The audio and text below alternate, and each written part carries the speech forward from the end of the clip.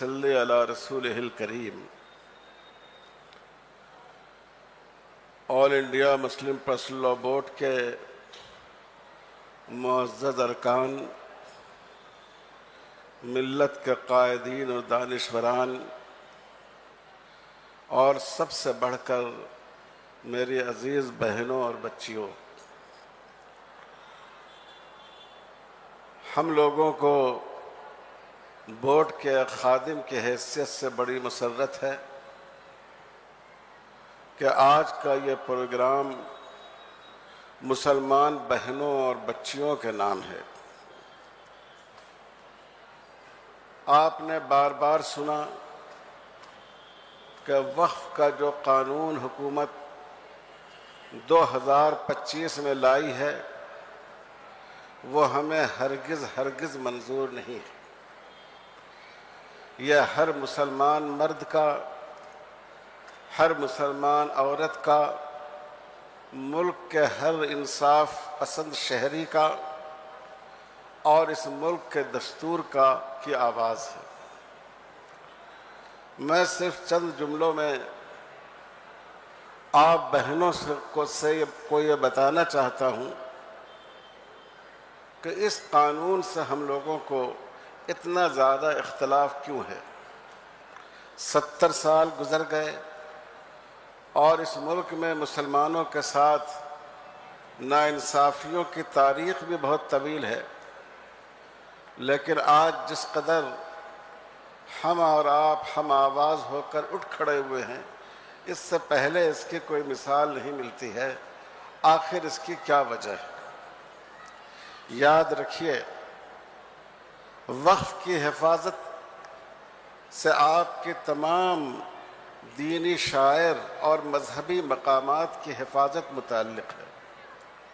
ہماری مسجدیں وقف ہیں، ہماری عیدگاہیں وقف ہیں، ہمارے قبرستان وقف ہیں، ہمارے مدرسے وقف ہیں، ہماری درگاہیں وقف ہیں، ہمارے امام باڑے وقف ہیں، اور بہت سے وہ تعلیمی ادارے جو وقف کی زمین پر قائم ہیں اور جن سے ہزاروں مسلمان بچوں اور بچیوں کو علم کی روشنی حاصل ہو رہی ہے، یہ سب وقف کا حصہ ہیں۔ اگر وقف کی طاقت کمزور ہو گئی اور وقف آپ کے ہاتھوں سے نکل گیا تو ان تمام چیزوں کو باقی رکھنا دشوار ہو جائے گا، اور اس ملک میں اپنی پہچان کے ساتھ ہمارا رہنا بہت مشکل ہو جائے گا۔ اس لیے ہم لوگ اس قانون کے خلاف سخت جد و جہد کر رہے ہیں۔ یہ قانون شروع سے آخر تک وقف کو نقصان پہنچانے والا ہے، اور بہت سوچ سمجھ کر ایسا قانون بنایا گیا ہے جو مسلمانوں کو ان کے آباء و اجداد کی دی ہوئی املاک سے محروم کر دے۔ لیکن میں 4-5 موٹی باتیں آپ بہنوں کو، بچیوں کو، ماؤں کو اس لیے بتانا چاہتا ہوں کہ آپ اس قانون کی خطرناکی اور سنگینی سے واقف ہو جائیں۔ پہلی بات یہ ہے کہ وقف میں ایک اصطلاح ہے وقف بالاستعمال، جس کو وقف بائی یوزر کہتے ہیں۔ اگر ایک جگہ مدتوں سے مسجد کے طور پر استعمال ہوتی آئی ہے، قبرستان اور عیدگاہ کے طور پر استعمال ہوتی آئی ہے، وہاں درگاہ قائم ہے، درگاہ کے مراسم انجام دیے جاتے ہیں، تو اس کو اسی مقصد کی زمین اور جائیداد سمجھا جائے گا، چاہے اس کے لیے کوئی ڈاکومنٹس موجود نہ ہوں۔ اس قانون میں یہ بات کہی گئی ہے کہ وقف بائی یوزر کا اعتبار نہیں ہوگا جب تک آپ کسی وقف کے لیے ڈاکومنٹ پیش نہیں کریں گے، دستاویز پیش نہیں کریں گے، اس کو دستاویز نہیں مانا جائے گا۔ میں آپ سے مثال کے طور پر پوچھتا ہوں کہ یہ مکہ مسجد جو اس شہر میں بلکہ ملک میں مسلمانوں کی ایک پہچان ہے، یہ 300-400 سال قدیم مسجد ہے۔ آج اگر آپ سے کوئی شخص کہے کہ آپ اس کا پیپر دیجئے، آپ دستاویز دیجئے، تب تو اس کو مسجد مانا جائے گا، ورنہ سرکار اس کو اپنے قبضے میں لے لے گی اور وہ اس کو کسی بھی مقصد کے لیے استعمال کر سکے گی۔ تو آپ سوچئے کہ 400-300 سال پرانی عمارتوں کا دستاویز آج لانا ممکن ہے؟ دلی کی جامع مسجد، جس کو دیکھنے کے لیے دنیا کے کونے کونے سے لوگ آتے ہیں، 400 سال قدیم مسجد ہے۔ آج اگر حکومت یہ کہے کہ آپ اس کے ڈاکومنٹ پیش کیجئے تب اس کو مسجد مانا جائے گا، آپ سوچئے کہ آج اس کے دستاویز، اس کا رجسٹریشن پیپر پیش کیا جا سکتا ہے؟ اور یہ صرف مسلمانوں کا مسئلہ نہیں ہے۔ جو مندر ایک زمانے سے بطور مندر کے استعمال ہوتے آئے ہیں، جو چرچ کے طور پر استعمال ہوتے آئے ہیں، جو گردوارے کے طور پر استعمال ہوتے آئے ہیں، ان کو یوز کی بنیاد پر، استعمال کی بنیاد پر ان کی اس حیثیت کو تسلیم کیا جاتا ہے۔ تو یہ عجیب بات ہے کہ آپ دوسرے مذاہب کے لیے تو اس سہولت کو باقی رکھیں کہ صرف اپنے استعمال کی وجہ سے ان کے حیثیت کو مانا جائے گا، اور آپ مسلمانوں کو اس حیثیت سے محروم کر دیں۔ آپ غور کیجئے کہ اس سے کتنا بڑا نقصان مسلمانوں کو ہوگا۔ دوسری بات، یہ بہت سی مسجدیں وہ ہیں جو آثار قدیمہ کے تحت ہیں، جن کی تاریخی اہمیت ہے، اور ان کو گورنمنٹ نے آثار قدیمہ کے تحت کر دیا ہے۔ افسوس کی بات ہے کہ بعض مسجدیں جو آثار قدیمہ کے تحت تھی، ان میں نماز ہی بند کر دی گئی۔ بعض مسجدوں میں 2 وقت کی نماز کی اجازت دی جاتی ہے، بعض مسجدوں میں ہفتے میں 1 دن نماز کی اجازت دی جاتی ہے۔ اب اس نئے قانون میں ایک بات یہ آئی ہے، اور بڑی اچھی گرفت اس پر پارلیمنٹ میں ہمارے دوست جناب اسد الدین اویسی صاحب نے فرمائی کہ جو آثار قدیمہ کی مسجدیں ہیں وہ وقف باقی نہیں رہیں گی۔ جو عمارتیں، جو جگہیں، جو مقامات آثار قدیمہ کے دائرے میں آ گئے ہیں، ان کو وقف نہیں مانا جائے گا۔ کل ہو کر اگر گورنمنٹ نے کہا کہ یہ مکہ مسجد بہت قدیم چیز ہے، یہ ایک زبردست تاریخی یادگار ہے، اس کو ہم آثار قدیمہ میں شامل کرتے ہیں، تو معلوم یہ ہوا کہ اب یہ وقف باقی نہیں رہی۔ اب سرکار کے رحم و کرم پر اگر اجازت دے تو آپ نماز پڑھ لیجئے، اور ورنہ آپ کو مسجد کے گیٹ سے واپس کر دیا جائے گا۔ تیسری بات، ہمارے ملک میں ایک قانون ہے لیمیٹیشن ایکٹ کا۔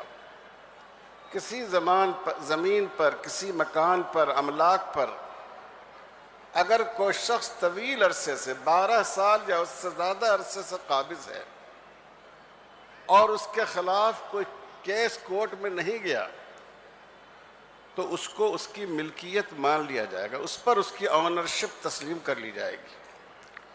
لیکن اس سے بہت سی چیزوں کو مستثنی رکھا گیا ہے۔ سرکاری املاک کو مستثنی رکھا گیا ہے، ہندو انڈومنٹ کے تحت آنے والی جو چیزیں ہیں ان کو مستثنی رکھا گیا ہے۔ دوسری مذہبی اقلیتوں کی جو مذہبی یادگاریں اور مقامات ہیں ان کو اس سے مستثنی رکھا گیا ہے۔ مستثنی رکھنے کا مطلب یہ ہے کہ چاہے کتنا بھی طویل قبضہ ہو، اگر ناجائز قبضہ ہو تو وہ چیز اس سے خالی کرائی جائے گی۔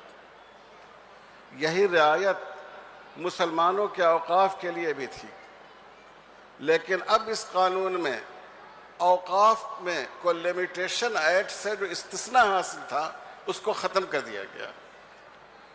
اس کا مطلب یہ ہے کہ وقف کی کسی زمین پر، چاہے وہ عیدگاہ ہو، چاہے قبرستان ہو، چاہے مسجد کی اراضی ہو، اگر کسی شخص نے یا کسی تنظیم نے 12 سال سے اس پر قبضہ کر رکھا ہے تو اس کے ناجائز قبضے کو جائز قبضہ تسلیم کر لیا جائے گا اور اس کو اس کا مالک تصور کیا جائے گا۔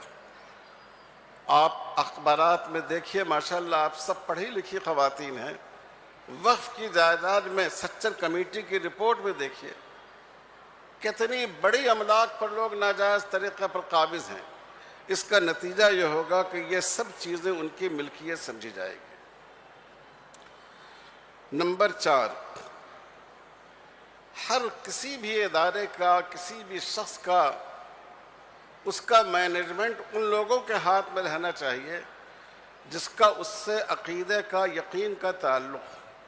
گھر آپ کا ہے لیکن اس کا انتظام پڑوسی کے ہاتھ میں دے دیا جائے تو آپ کے گھر کا انتظام صحیح رہ سکتا ہے؟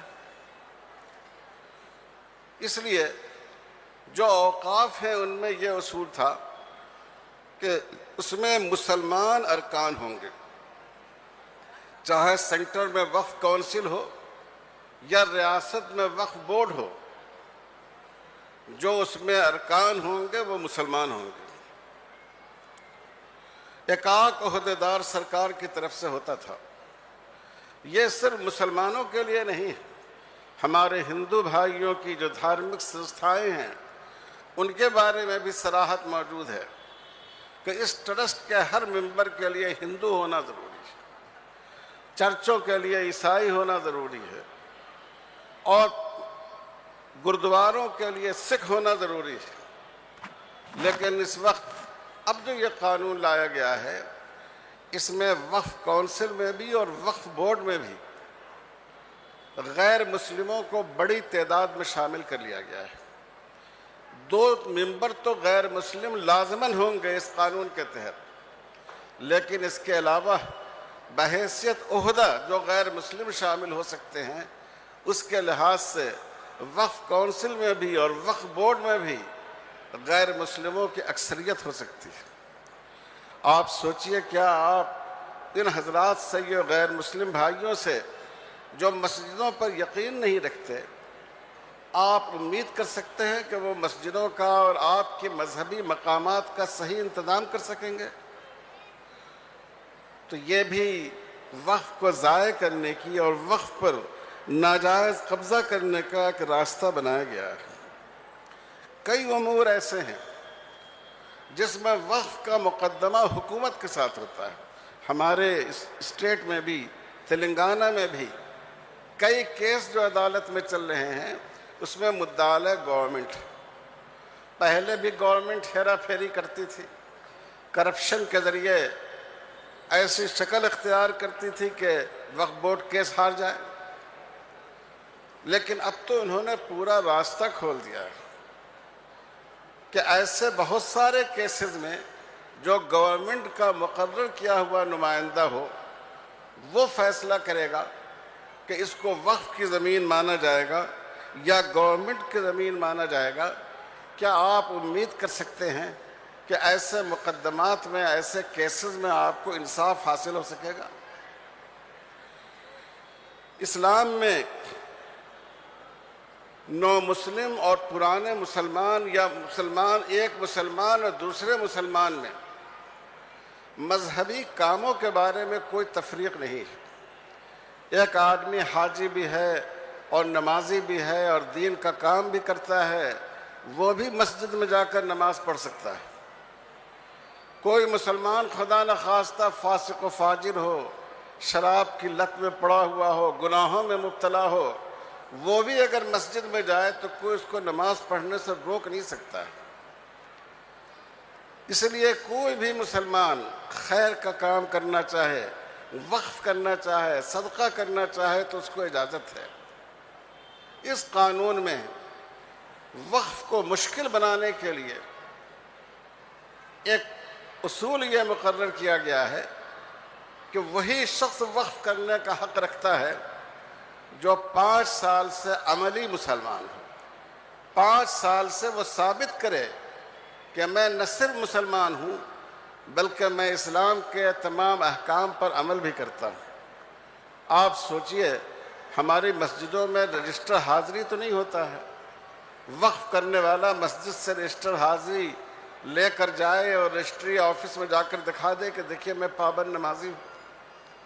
تو یہ ایسی دفعہ رکھی گئی ہے، اس کے ذریعے کسی بھی مسلمان کو وقف کرنے سے محروم کیا جا سکتا ہے۔ اسی طرح میرے بھائیوں، وقف خیر کا کام ہے۔ جیسے ایک مسلمان غیر مسلم کو بھیک دے سکتا ہے، ایک مسلمان غیر مسلم بھائی کو ریلیف دے سکتا ہے، اس کی مدد کر سکتا ہے۔ ہمارے شہر میں سیلاب آیا، مسلمانوں نے بڑے پیمانے پر برادران وطن کے محلوں میں جا کر مدد کی۔ اسی طرح غیر مسلم بھائی بھی اچھے کاموں کے لیے، مسلم کاز کے لیے دان دے سکتا ہے۔ لیکن یہ قانون غیر مسلم بھائیوں کو وقف کرنے سے روکتا ہے، غیر مسلم کا وقف معتبر نہیں قرار دیتا ہے۔ آپ کو یہ بات یاد رکھنی چاہیے کہ اس ملک میں آزادی سے پہلے بہت سی ریاستیں ایسی تھیں کہ جہاں کے حکمراں ہندو راجا اور مہاراجا تھے، رعایا مسلمان تھی۔ بہت سے ریاستیں ایسی تھیں جیسے خود ہمارے حضور نظام حیدرآباد کہ جہاں حکمراں مسلمان تھے اور رعایا ہندو تھے۔ جہاں مسلمان حکمراں تھے انہوں نے ہندو رعایا کے لیے بہت سی چیزیں مذہبی مقاصد کے لیے دان دی، اور جہاں مسلمان عوام تھے اور ہندو حکمراں تھے انہوں نے مسلمانوں کے لیے بہت سی چیزیں وقف کی۔ اس قانون کے لحاظ سے غیر مسلموں کا کیا ہوا وقف یہ ایک طرح سے آپ سے چھین لیا جائے گا۔ اسلام میں ایک خاص گنجائش رکھی گئی ہے وقف علی الاولاد کی۔ برطانوی دور میں اس کا بڑا معاملہ چلا تھا۔ وقف علی الاولاد کا مطلب یہ ہے کہ اگر آپ چاہیں تو ایسا کر سکتے ہیں۔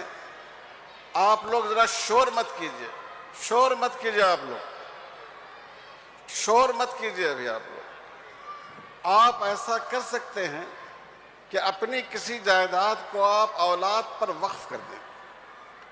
اولاد اس وقف کو، اس جائیداد کو بیچ تو نہیں سکتی، لیکن اس کو باقی رکھتے ہوئے اس سے تمام خاندان کے لوگ فائدہ اٹھا سکتے ہیں۔ اور اگر خدا نخواستہ وقف کرنے والے کی اولاد کا سلسلہ ختم ہو جائے تو جو غربا ہیں ان پر ان کو خرچ کیا جائے گا۔ لیکن اس میں جو وقف علی الاولاد کی صورت ہے اس میں بھی گورنمنٹ نے مداخلت کی ہے۔ تو میں آپ سے یہ عرض کرنا چاہتا ہوں، عزیز بہنوں، یہ قانون وقف کو غیر محفوظ بنانے والا ہے، وقف کو چھیننے کا ایک ذریعہ ہے، نئے وقف کو مشکل بناتا ہے، وقف کی املاک کے تحفظ کو دشوار بناتا ہے، اور ہر اعتبار سے وقف کے لیے نقصان دہ ہے۔ اس لیے All India Muslim Personal Law Board نے بہت سوچ سمجھ کر اس کے خلاف وقف بچاؤ تحریک شروع کی ہے، اور یہ لوگ حکومت بالکل دروغگوئی سے کام لے کر، جھوٹ بول کر یہ کہتی ہے کہ یہ وقف یہ ہم عورتوں کی بھلائی کے لیے کر رہے ہیں، حالانکہ پورے قانون میں ایک دفعہ بھی عورتوں کی بھلائی کی نہیں ہے۔ تو یہ آپ کا اجتماع بہت اہم ہے۔ آپ اس اجتماع کے ذریعے یہ ثابت کر رہی ہیں کہ جو شریعت کا قانون وقف ہے آپ اس کے ساتھ ہیں، اور گورنمنٹ کے لائے ہوئے اس قانون کے خلاف ہیں۔ آپ سب لوگ ہاتھ اٹھا کر مسلم پرسنل لاء بورڈ کے موقف کی تائید کیجئے کہ ہمیں وقف کا یہ قانون نہیں چاہیے۔ سب بہنیں ہاتھ اٹھا کر اپنی تائید کا اظہار کریں کہ یہ قانون جو وقف کا ہے یہ ہمیں ہرگز قبول نہیں۔ والسلام علیکم ورحمۃ اللہ وبرکاتہ۔